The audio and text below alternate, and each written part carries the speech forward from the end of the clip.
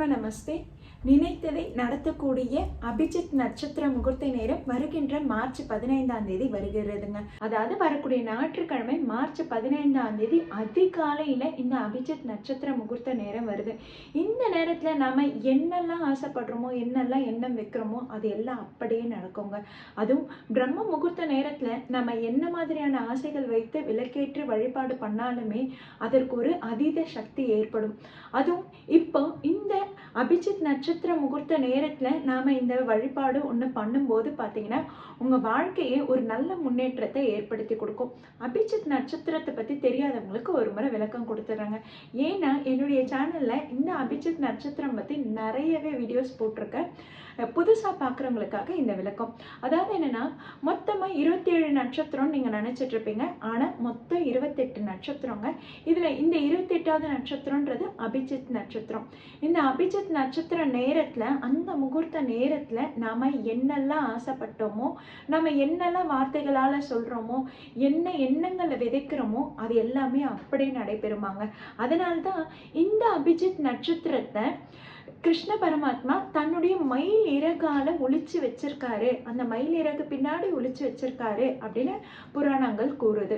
அதாவது என்னன்னா, உத்திராட நட்சத்திரத்துக்கும் திருவோண நட்சத்திரத்துக்கும் இடைப்பட்ட இடத்துல தாங்க இந்த அபிஜித் நட்சத்திர முகூர்த்த நேரம் வருது. இத தீயவர்கள், அரக்கர்கள் யார் வேணாலும் எப்படி வேணாலும் பயன்படுத்திக்கலாம்ல.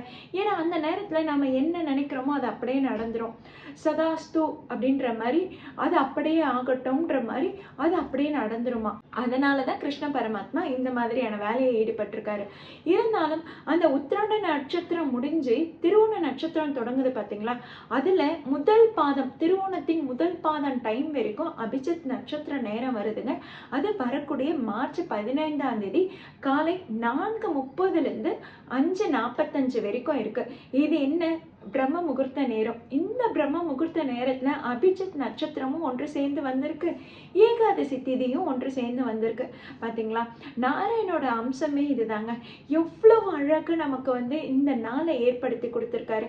இந்த நாள்ல நாம அவரை நினைச்சு வழிபாடு பண்ணோம்னாலே போதுங்க, வீட்டுல செல்வங்கள் பெருகும்.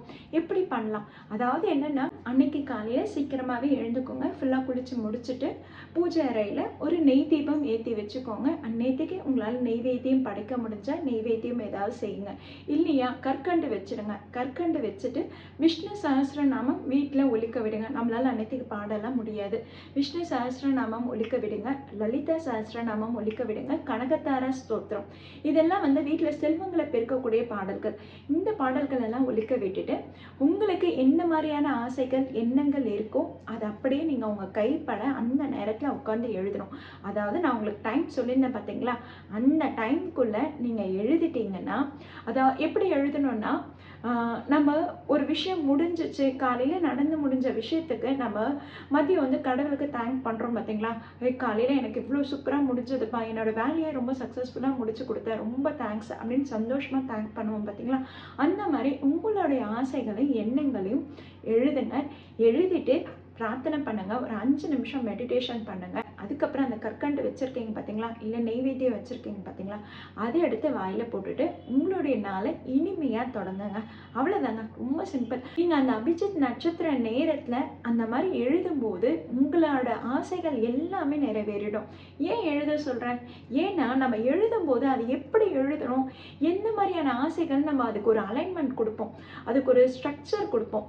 இந்த மாதிரி இந்த விஷயம் நடக்கணும், அதாவது நான் இந்த கார் வாங்கணும், இந்த கார் இந்த கலர்ல இருக்கணும், இந்த கார்ல நான் இந்த ஊருக்கு பயணிக்கணும் அப்படின்ற மாதிரி நம்ம எழுதுறோம்னு வச்சுக்கோங்களேன்.